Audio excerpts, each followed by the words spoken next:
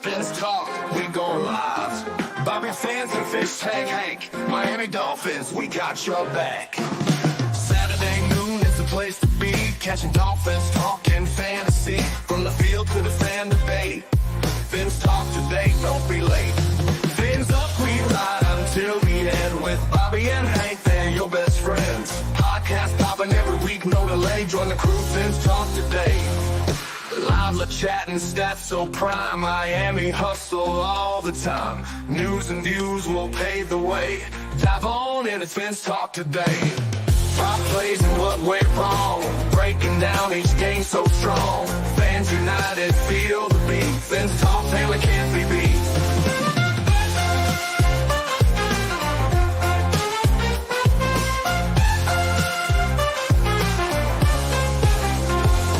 Fins up, we ride until the end. With Bobby and Hank, they're your best friends. Podcast popping every week, no delay. Join the crew, Fins talk today. Fins up, we ride until the end with Bobby.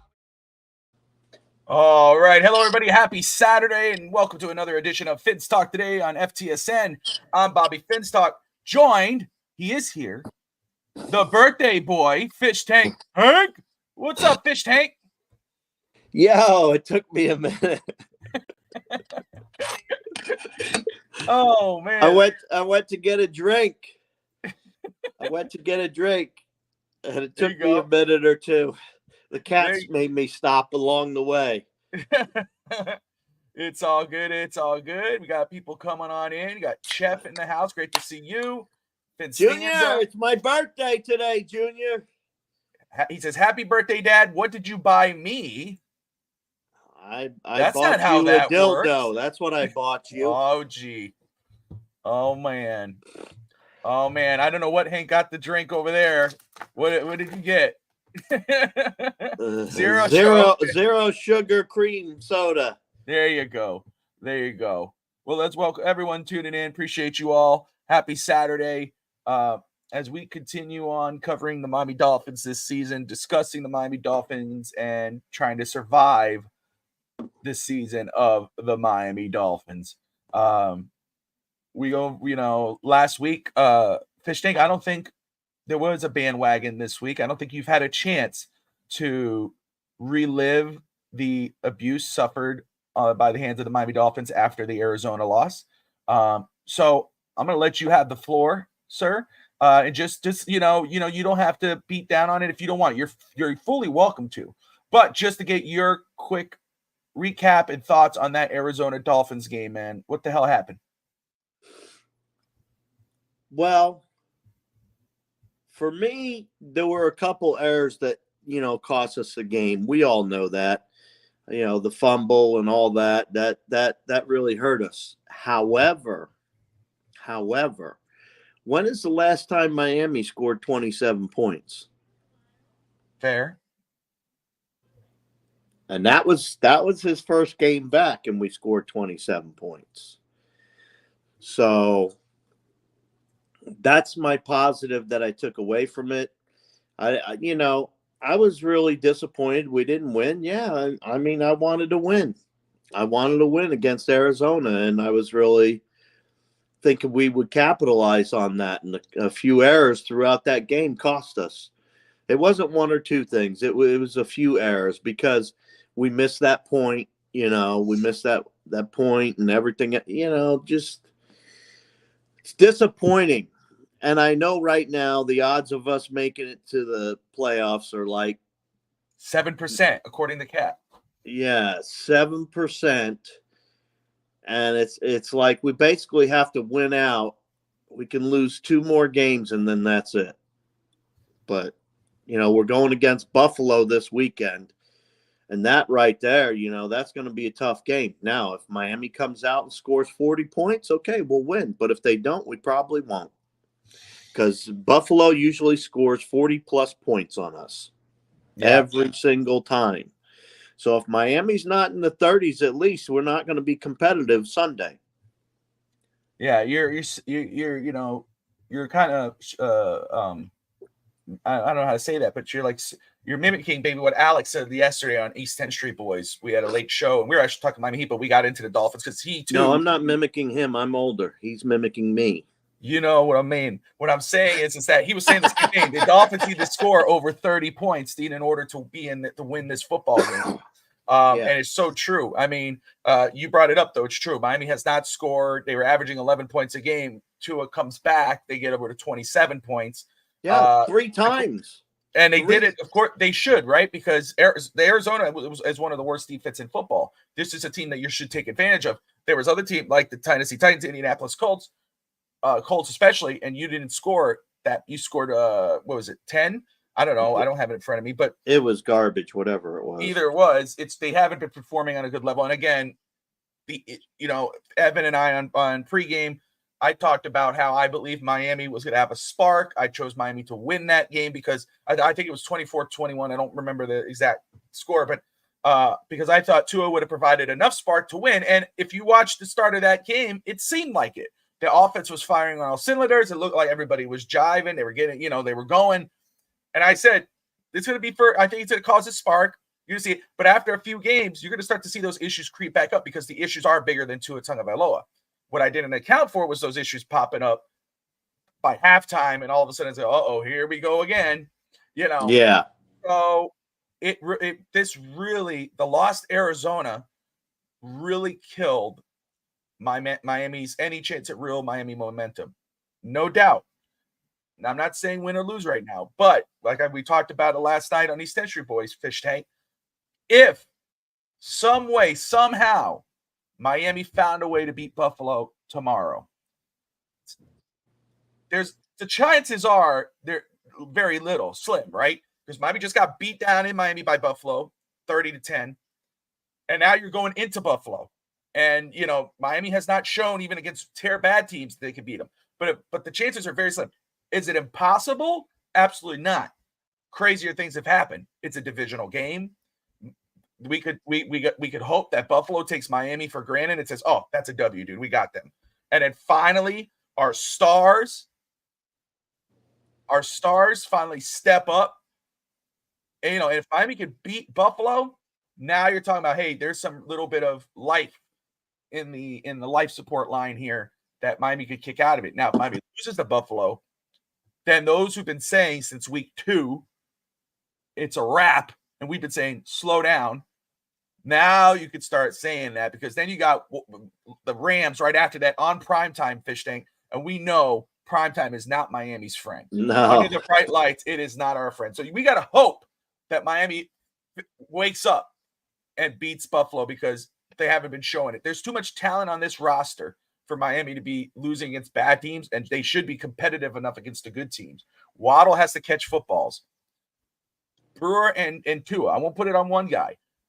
Tua and Brewer are professionals. They've done this for a long time. They should know how to handle a snap. It's not all of a sudden Brewer came in and now there's snapping issues. There were snapping issues with Connor Williams. There are a lot of Dolphin fans saying Connor Williams needs to go back to left guard. He's terrible. He says, how's he doing where in his new team? I don't hear anybody complaining about him. He's doing pretty damn good. But what was the common denominator between Connor Williams, Tua, and Aaron Brewer? Tua. But, the salty chip eating, the chips eating fans don't know better. We're going to get into that. But anyway, it was a bad loss. It was but at the same time, it was a loss where it's kind of like, and I don't know, Fish Tank, if it was the same for you. I think Fitzstanza was kind of the same way. It was kind of like, for me, it was kind of like, throw your hands up, whatever. What can we do? It's just same crap, different day, So at least, as Cat for Life says, at least we have the Canes. Canes are going to face Duke in a little bit. They're undefeated. Hopefully that continues. We'll see. Cam Ward, hopefully that continues. I believe it will. It's an exciting time to be a Canes fan. They're helping us out. That's why I don't want to hear anything about Hard Rock being cursed. I don't want to hear any more of that crap. They're cursed. Indian Burial Ground, because the Canes are winning just fine at Hard Rock. But anywho, Fish Tank. Yes, sir. As you We got- digress. As I digress, and we're not done. But last Sunday's game against the Cardinals, the Dolphins were up 20-10. Seemed like all was right in the world. Tua mishandles the snap from Baron Brewer, fell to the opposing end zone. Safety made it a one-score game. Cardinals eventually come back, win the game 28-27. There was a lot of critiques after the game. Of course there was, with a lot of things, not just the missed snap, the drops, the miscues, the call play, the play calling. How does Jalen Wright only get 2 snaps? Makes no sense.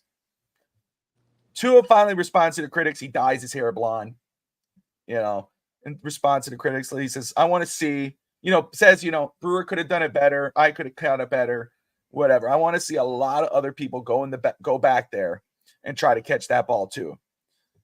It is not as easy as it might look to those who are sitting down on your couch eating chips. So, Fish Tank, I'd love to know your response to that Salty Tua comment. Salty Tua likes to peek out once in a while, kind of fire back here and there. What was your thoughts on that? With the Dolphins sitting at 2-5 after a loss to the Arizona Cardinals, who's a team you shouldn't lose to, for Tua to come back and say something like that? Were you cool to be like, hell yeah, Tua? Which is cool. I'm cool with Tua being, a little salty. But was that the right time at the right place? Definitely. Okay. Definitely. You know why? He's like me. He's sick of everybody's mouth. Just shut up. You know what? The guy is better than anything else we have. Now, are you going to turn around and get a rookie this year, a rookie quarterback that's better than Tua in the draft? No, you're probably not. You're probably not. So then the next question is, what is you bitching going to do? Whoever it is that's doing the complaining. What good is it going to do you? And he's right. You know what? You're not out there snapping the ball. He is. He is. Did he screw up? Big time. Between him and the snapper, it was a huge screw up, and it cost us the game. Definitely. That was one of the hard things in there. However, he's just tired of hearing it from people probably. He's just probably sick of it. So I don't blame him.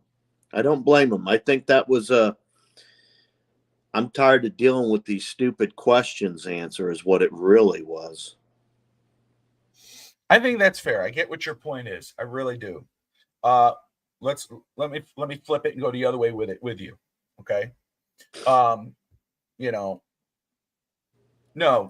Obviously he's the best option Miami has right now.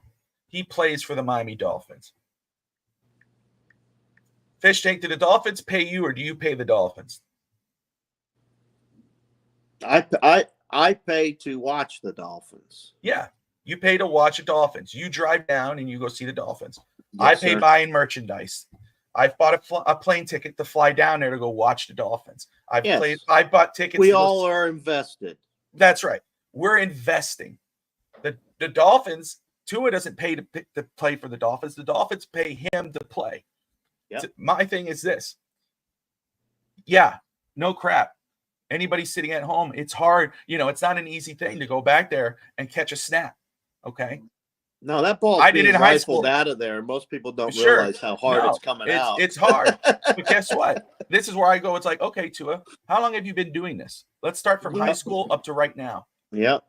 How long have you been doing this? How much are you being paid to do this? For that mental error to happen? How many mental errors has it happened this football season?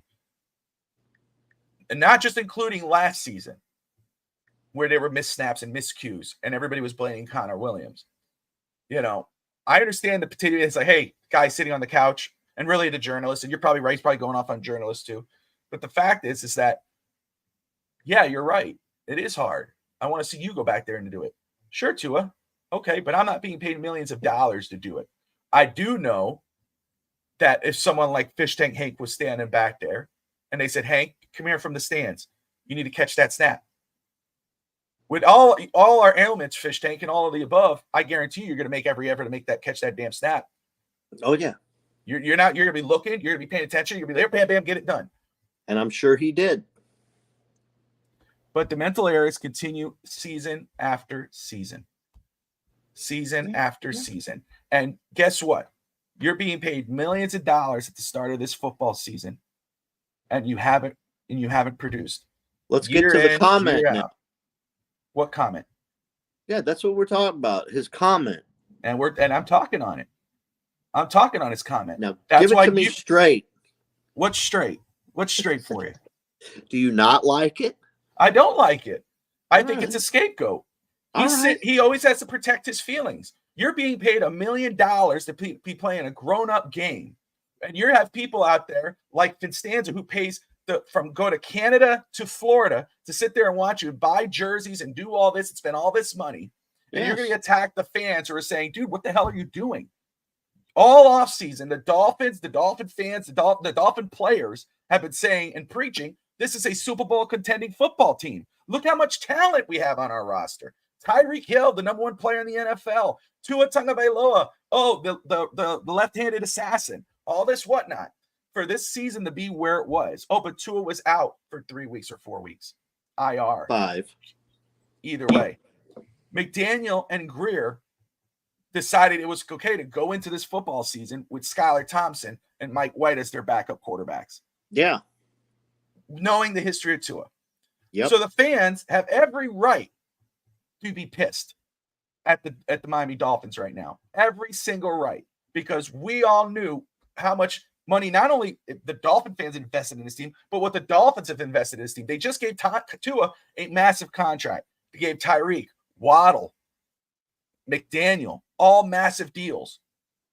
How are any of those guys doing right now at their jobs? Terrible. Are they not? Do we have to protect their feelings? Can't we be real? No, I'm not trying to protect anybody's feelings. I mean, you got a guy that's been the quarterback for 5 years now? 5 years he's been the quarterback, and he hasn't really said much of anything to anybody, to be honest with you. He said a couple things here and there after the fact with Flores, and after it was all finished and done, he said something. However, I'm sure when he's going in and out of the tunnel, he hears it over and over and over and over and over from those same fans. Just because I buy a ticket and go somewhere doesn't mean that it's okay for me to be abusive towards somebody either. And that's kind of what it is. Everybody attacks him every time something's wrong with the team. It was a team failure. Yes, his fumble of the ball in the end zone was a big deal. But at the same time, he didn't allow 28 points. He didn't allow the 28 points. And I understand what he's saying. He's saying, I made a mistake. He's saying, I made a mistake. However, that doesn't give somebody else the right to be, nasty and make comments that are stupid that he doesn't agree with.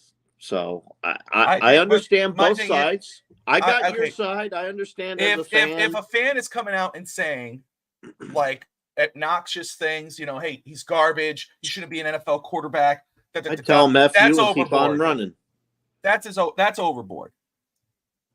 And he didn't come out and say, hey, man, you got, there's some people coming out here saying ugly things that are not right. I mean, it's disparaging to my teammates, to me. You guys try to do this. He didn't do that. No, he said that somebody asked him about the missnap, and he came out and said, oh, it was on Brewer a little bit. I guess a little bit on me. It looks harder than it is. You guys come out and try to do it with your eating. And then he had to throw the eating the chips on the. I like that part. Yeah. Because I eat my chips. I do and too. I sit on my couch. Yeah. But I mean, to me, it's like when your job performance, Fish Tank, if we go into a job performance review, which that's how it is in the NFL. If Tua was in New York, he wouldn't survive because the New York media it wouldn't be the fans, it would be the media that butchered him, not South Florida. And I don't mean that in a bad way, just being real, right? I mean, those guys are hardcore. I mean, the guy's had problems for 3 of his 5 years. Definitely. The media would be all over him. It would be, exactly. To me, I don't mind Salty Tua. I don't mind Tua saying, dude, look what I can do. Look what I can do better. And a lot of times when he did that last season, that was when he came out, had a killer game, and he goes, all you guys were saying this, looks like I'm throwing pretty deep good now, or I've been throwing deep here. And it's like, yeah, there you go. There's your proof. So everybody could reference that back. But, it wasn't like Tua's been gone the whole season. He came in against Jacksonville. Buffalo, got injured in Buffalo, was out the 4 games, and comes in against Arizona. And like you said, that at least we'll count on that because we're talking about that mental error that made it a 1-score game. Yeah. And that was a big one. And there's these, but this is it's not like a trend that just started too with the missnaps. It's been going on for multiple seasons. And yeah, the ball was snapped. He didn't come out and defend Connor Williams, last season. He didn't come out and go, hey guys, it's harder to snap that ball. It's harder to catch it. Comes out this year, does it again, and he's kind of like, I want to see you try to catch it. It's like, there's 2 guys now, bro. I don't know how many. Maybe I'm wrong. Steve could pop it in there. I don't know how many missed snaps there were with Skyler and Tyler and whatever. But around the league, it's not uncommon, but it's not like a common theme. Either way, I hope if you're going to be salty, if you're going to keep that energy on the podium, I better see that energy on the field this Sunday against Buffalo. You can't be salty and saying, "Oh, I want to see you try this," and then get on the field and play like Ryan Leaf and lay an egg against the Buffalo Bills in an AFC East matchup. That's all I'm saying. You gotta walk the walk. You can't just talk. We need to see it. So that's how I felt. It's not on Tua. Tua didn't cost the Dolphins the game, but it's because it's a team game. Just like I said, Tua coming back doesn't save the Dolphins season because it's bigger than Tua Tagovailoa. The issues of this team are bigger than Tua Tagovailoa, and that Arizona game showed it. It showed it. But right there, to me, I get where your point is. Can't argue with you. I get you. My point of view is that it's like not the time, not the place, brother. Not the time, not the place. You're 2-5 in the AFC East. The Dolphins are 2-5. And there's a lot of fans rooting for you, rooting for this team, and they've been forever. And we were so hyped. And this team effort has been abysmal. Can we agree on that? It's been abysmal. Yeah, we haven't gotten it done. It is that simple. Miami hasn't gotten it done. Yeah. And there were plenty of opportunities for us to shine against mediocre teams, and we didn't. Nail on the head, fish tank. Pretty much our season is close to close. But like I said, until we lose 2 more, I still have faith. I got you. We talked about it yesterday. I still have faith until we lose 2 more. If Miami somehow, some way, and they could against Buffalo, they can.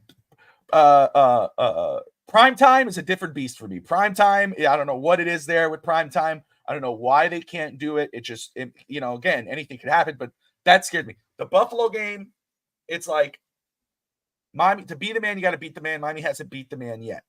But because it's an AFC East matchup, it's earlier in November. Miami's backs are up against the wall. You have to hope Buffalo says, this is an easy win. We got them.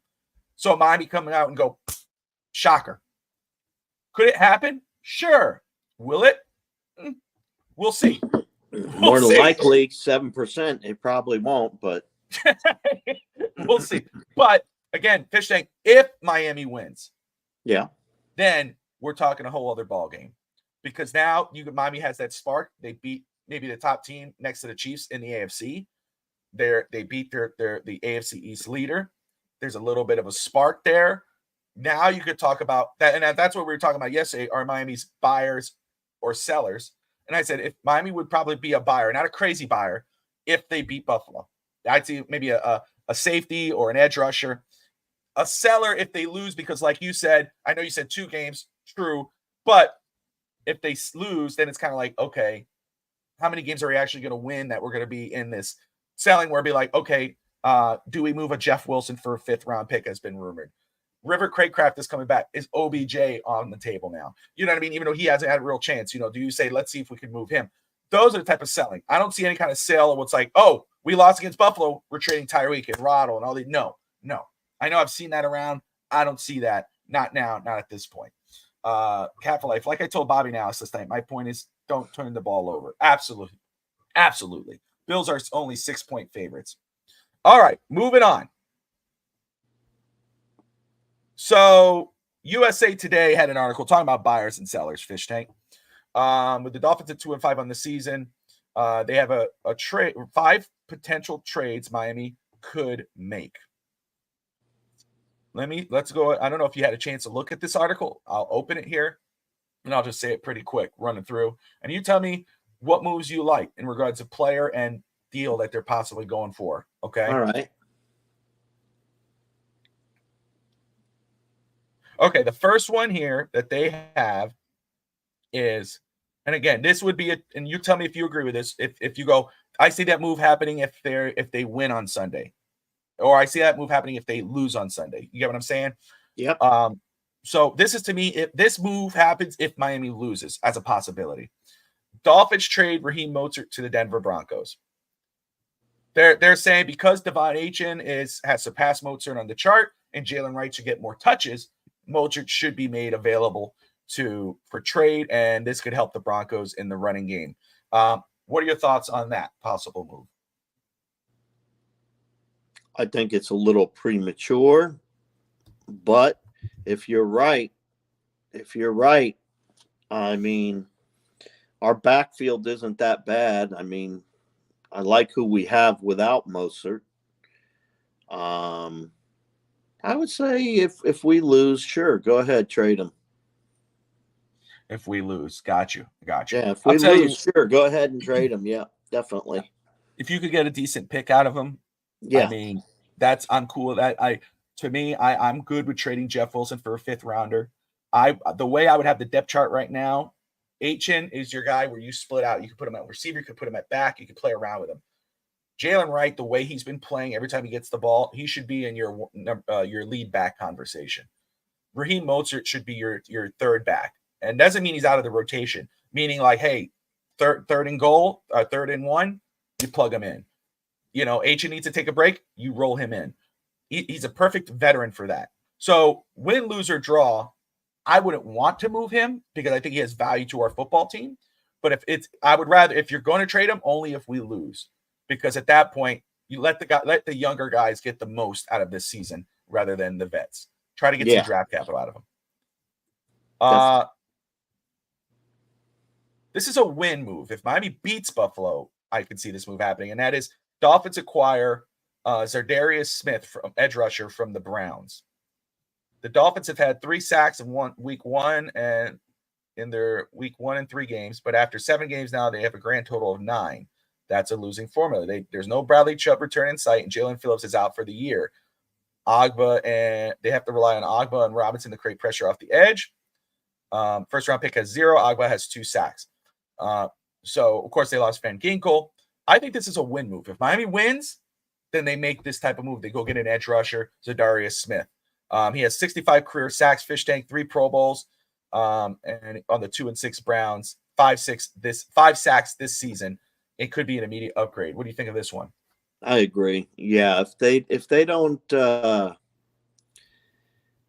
win, there wouldn't be any purpose in bringing in an edge rusher. I mean, do we need one? Sure.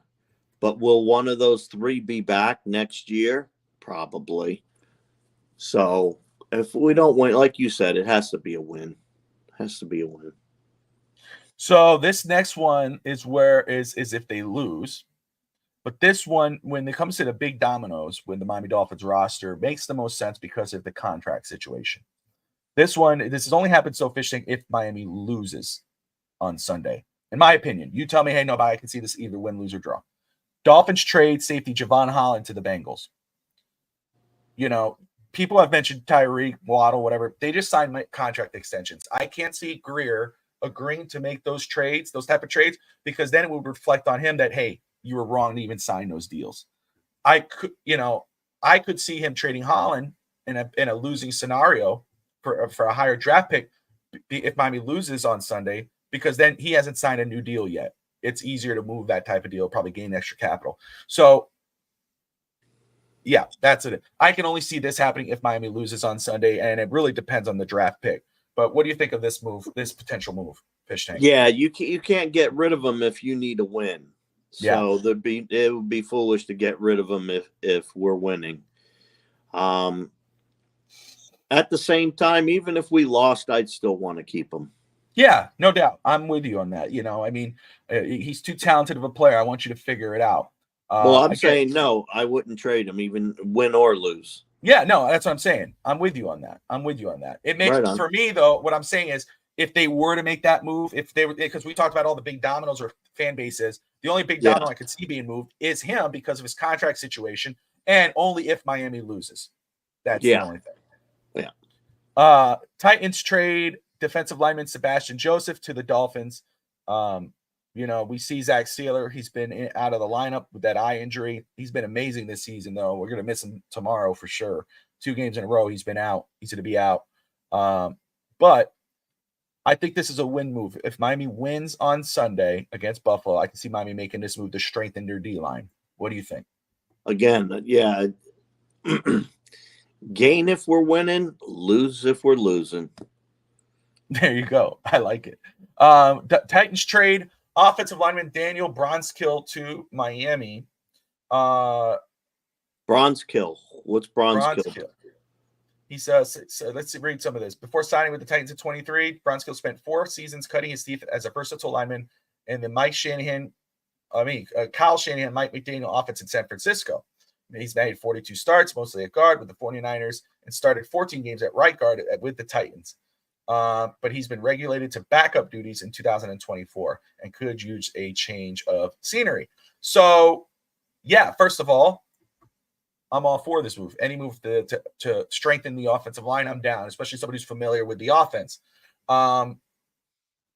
Win or lose, I don't see Miami making a move like that because for whatever reason, they're allergic to making moves for offensive line, Fish Tank. But what are your thoughts on this?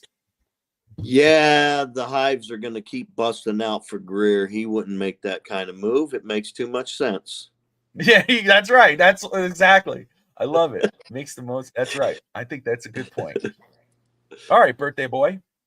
Let's make it easier for you now. Keys to victory against Buffalo tomorrow, my man. What does Miami have to do, Fish Tank, to get that hard sought victory against Buffalo tomorrow?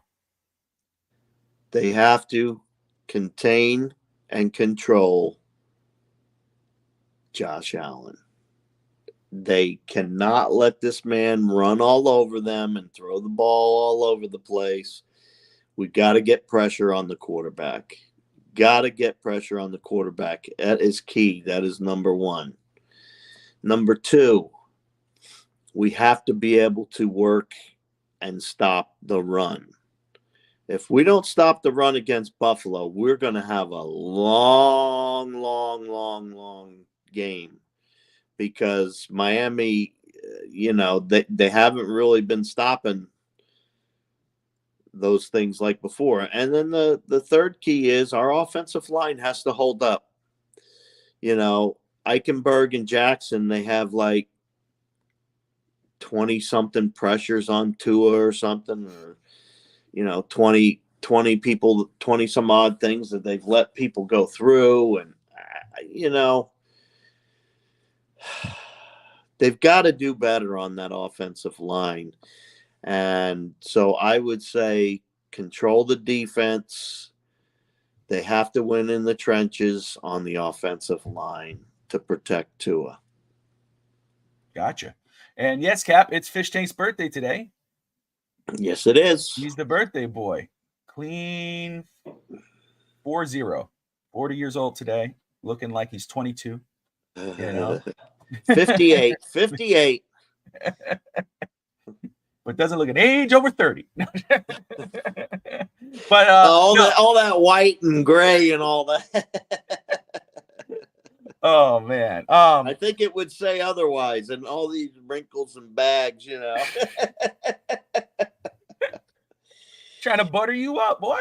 No. I know you're trying to make me look good, but Let's go real. We got to be realistic, Bobby. Oh, yeah. Okay. I got you. My bad. That was on me. I'm sorry. I was trying to give you an early birthday present, be a little, fictitious, but it's all good. I know. I was wondering if you was going to come visit me or something. I didn't know what was going on. You had me wondering.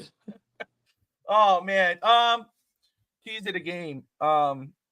Thank you, Cap. I appreciate you, bro. I appreciate everybody out there wishing me a happy birthday. Thank you very much. That's right. I gotta. I think you got some good ones there. And for sure on the money.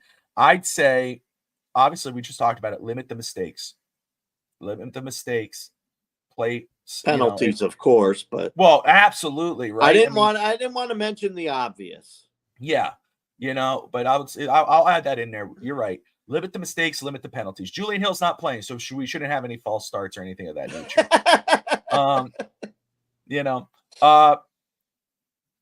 Don't get, play smart football. Smart. Don't get your playmakers the ball. That's how I'll say it. Get your playmakers the ball.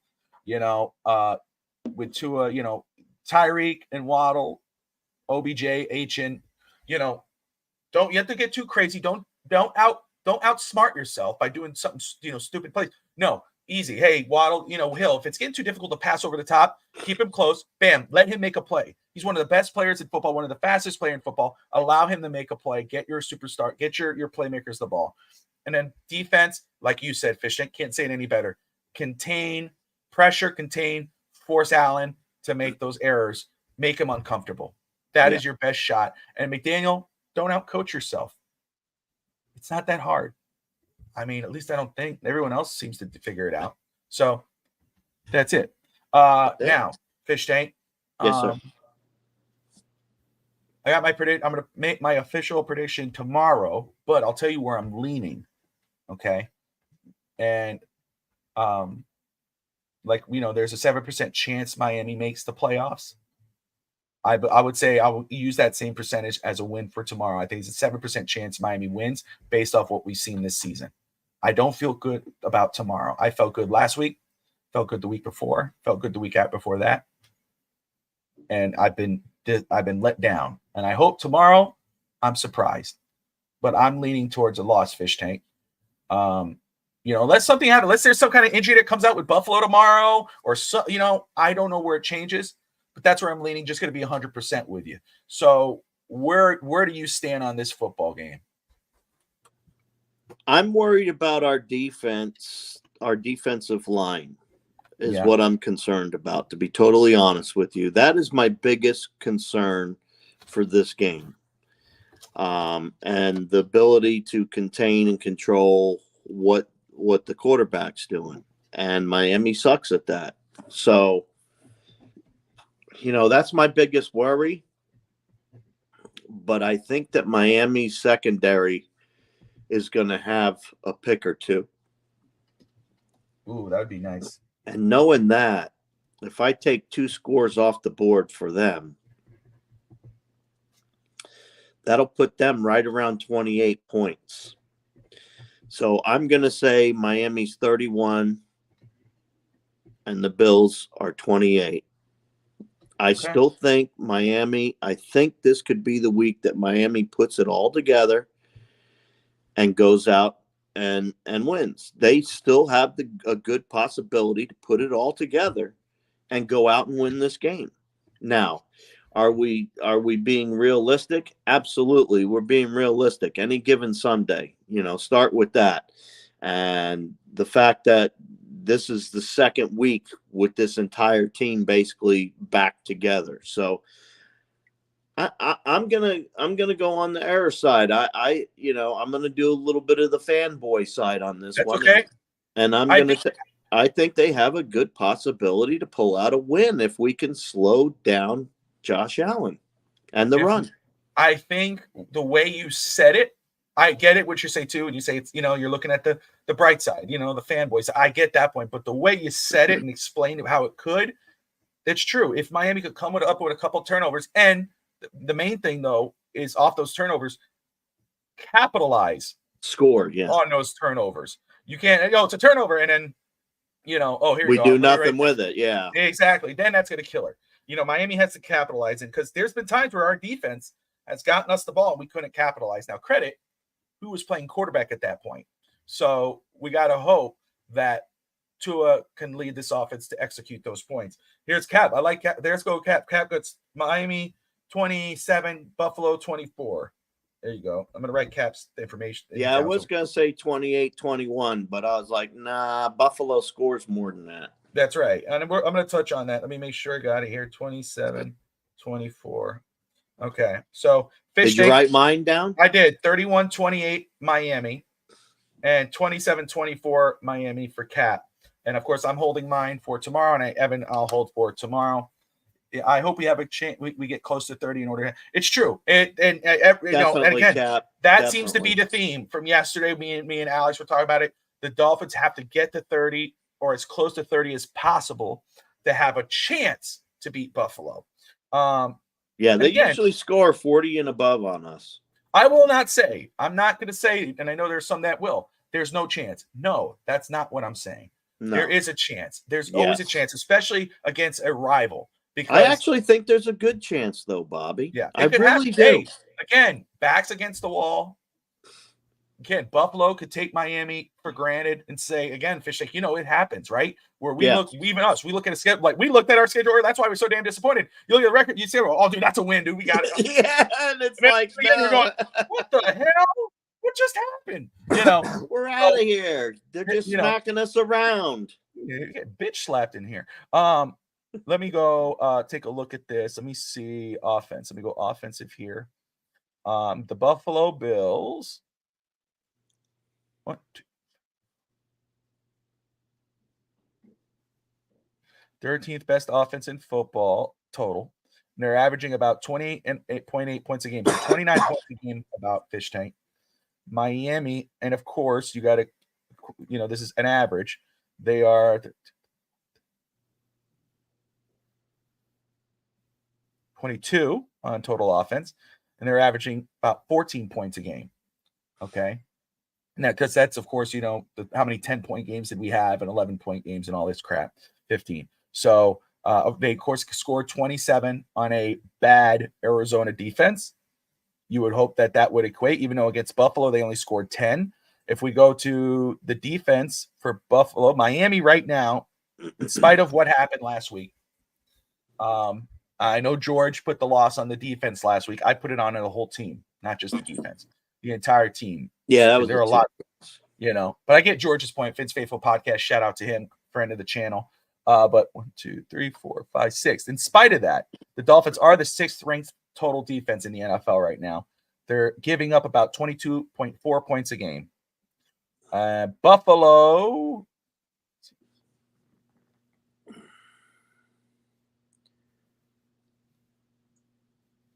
16th defense in the NFL, and they're giving up 18.3 points a game. So again, you look at those numbers, and all I'm saying is, when you you see Cap's comment there, you hear Fish Tank talking. You listen to Alex last night. I think though Fish Tank, even though Fish Tank, you said fanboy, the way you say it though makes it realistic. And when you add the whole, first off, you look at those numbers, you're like, okay, if Miami could do, if their players, the guys could step up, and their coach could play call a good game, which we know he hasn't yet. With these numbers, absolutely, Miami has a chance that they could upset the Buffalo Bills tomorrow and seem good in the world. What do we got here? Ooh. Bo Nix. Bo Nix. There you go. Giant card jumbo. Like it. Downtown, Bo Nix. Look at you. Clean, man. That was nice, right? He's good. He's a good rookie too, man. He's gonna do some good things in Denver. That's a good get. I liked both Bo Nix and Herbie. Yeah, I liked both of them, but my daughter graduated from Oregon, so what? That's fair. So, but anywho, guys, so there you go. Fish Tank has a win tomorrow. I will, of course, give my official prediction. Tomorrow at pregame. That's Bo Nix again. Yeah, look at that. This is a Pandora. This is a Pandora. The card. Look at that. That's clean, man. Yeah, Cap. He says that's clean. I got a Jalen Wright in here too, man. Jalen Wright in here somewhere. Got Jaden Daniels. Daniels is a good one. That's McCarthy. a good How about this guy? Is this guy any good? one. Yeah. That's a nice one, man. That's clean. That's Elite Series. That's Donruss. Yeah. That's a good brand. Yeah. They're a good brand. I like Select, but the ones that I like the most are the expensive ones. Yeah. And that's the Flawless. They haven't come out yet this year. They're supposed to be released November sometime, but those are the ones where they put the diamonds and the rubies and the sapphires in there. Yeah. So yeah, I'd like to have one of those cards, but I'm not going to spend no $4,000 on a box. It's a pretty of penny, cards. man. That's a pretty penny, that box. I know that for a fact. You know. No way. Yeah, no way. I don't have that kind of money. $5,000 for one box? No. Can't do it. Just can't do it. 10 cards. 10 cards, man. That's what burns right there. It's just 10 cards. You're like, oh, $500 a card. They're not going to pay that good. They're not going to pay. That's my problem. It's like you see, it's like $500 a card, but then it's like, okay, are the cards going to be worth $500? Because I don't want to get a loss. You know? No, they're not. Yeah, you're not going to. One person will get their money's worth from that. Like if you do one of them things where they bid and all that. Yeah. One person will get their money's worth if they only bid on one team. Otherwise, no, you're not going to win. There's no way to win in that. That's where they have put football cards out of reach for most common most common collectors, you know? Yeah, I don't think that's cool. I don't like that. It's like, what's the fun in that? No, they took the fun out. Yeah. So anyway, birthday boy Fish Tank has to go. He got to meet up a friend and celebrate his day. You know, we appreciate Fish Tank here on FTSN. Of course, I do here on Fitz Talk. Why, I have no clue. The friendship, the support, you know, doing this show with you for the last, 3 years. A jock strap gives you support, but you're not going to wear it on your face, are you? No. No. Oh, my. Anyway, guys, that's Fish Tank Hank. I'm Bobby Finstock. We appreciate you. If you're a wrestling fan, I'll see you guys later in the evening. We got a Legends fantasy draft, me and Josh. We'll talk about Crown Jewel, but we got a Legends fantasy draft. Hulk Hogan, The Rock, Andre the Giant, they're all there. We got 30 picks. We got to pick the best ones to build the best roster. Be a lot of fun, something new, something different. So if you're into that, join us at 8 o'clock Eastern time, right here at FTSN on No Holds Barred. Again, the one and only, the birthday boy, the living legend, Fish Tank Hank. I'm Bobby Finstock. Appreciate you guys. Later. Bobby fans and Fish Tank Hank, Miami Dolphins, we got your back. Saturday noon is the place to be, catching Dolphins talking fantasy, from the field to the fan debate. Fins talk today, don't be late. Fins up, we ride until the end with Bobby and Hank, they're your best friends. Podcast popping every week, no delay. Join the crew, Fins talk today.